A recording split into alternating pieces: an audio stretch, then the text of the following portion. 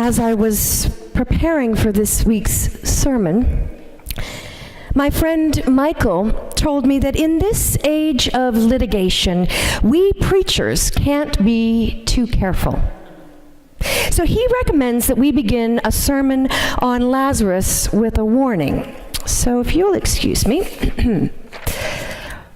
Based on advice from our lawyers, everything I say today about the existence of hell may be incorrect and may result in the preacher spending time in the aforementioned place.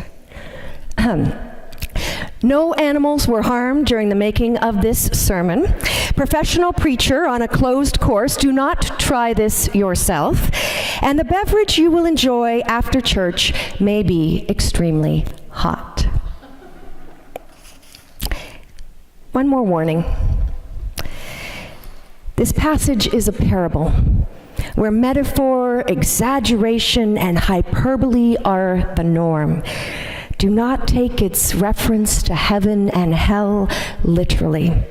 The fact is that there is little mention of hell, Sheol, Hades, anywhere in the New Testament scriptures other than in these short stories that we call parables.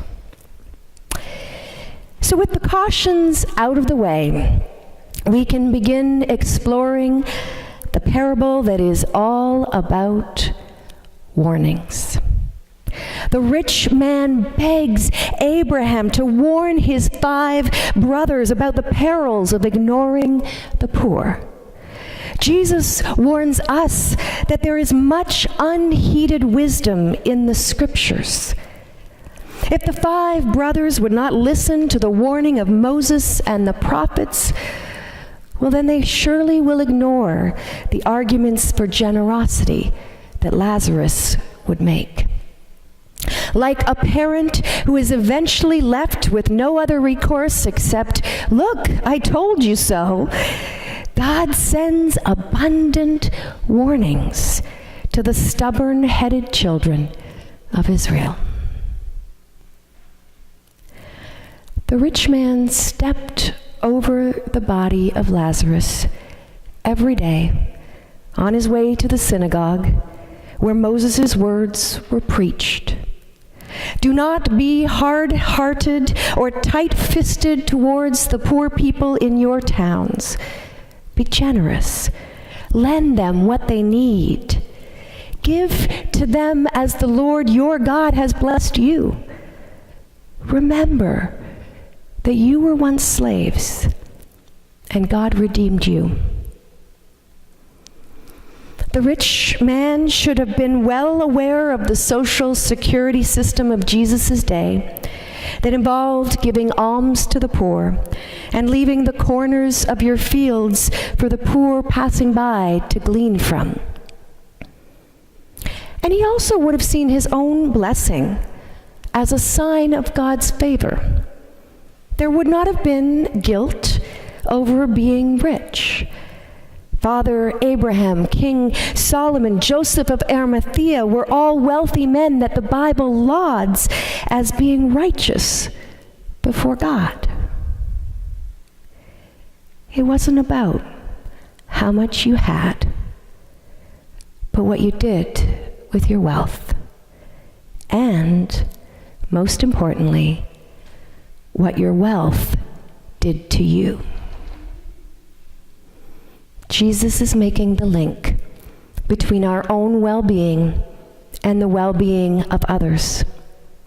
After all, if the rich man cannot feel compassion for a man who is too weak to keep the dogs away from the pus-filled sores, has he not lost something that is profoundly and genuinely human?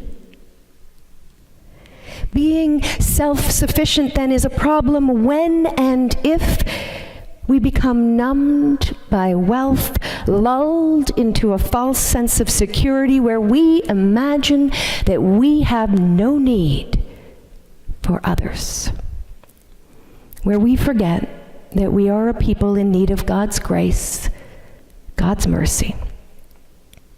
But as David Lowes points out, the reverse is also true.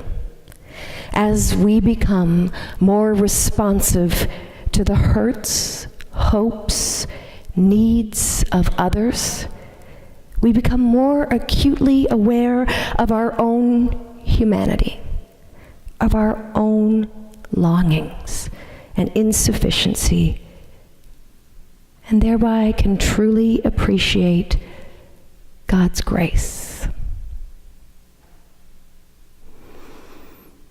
In the 1993 film called Shadowland, it chronicles the real-life love affair between the reserved, middle-aged bachelor, famous author, and Oxford professor, C.S. Lewis, and the blunt, feisty, single mother, American poet, Joy Gresham.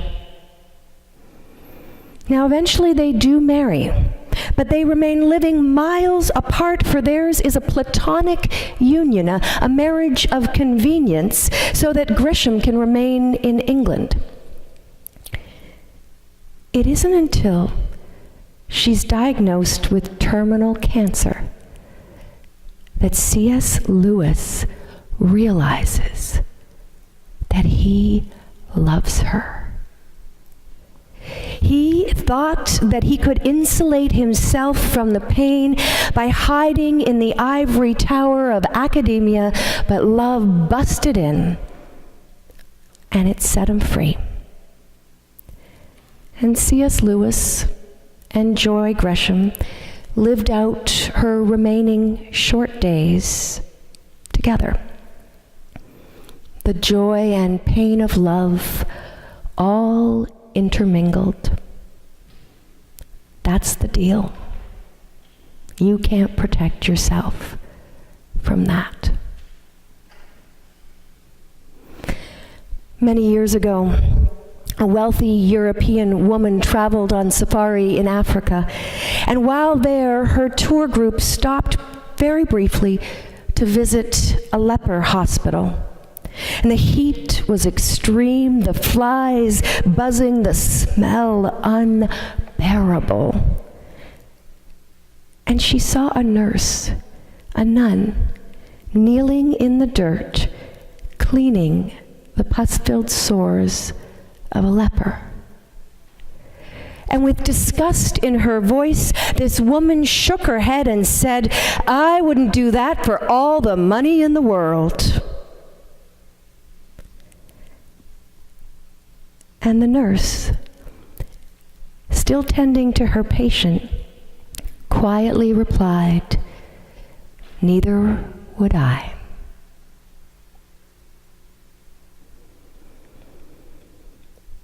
One drop of relief, one message of hope.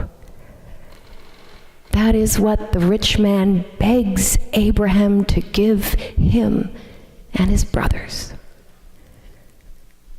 One drop of relief, one message of hope. That is what Jesus wraps up for us inside the parable of the rich man and Lazarus. Unpack it and discover who is waiting at your gates. A long-lost sister, a spouse, a friend, the poor. Unpack it and find yourself looking at that person in new ways. Unpack it and find your own longing for connection spill out into the world.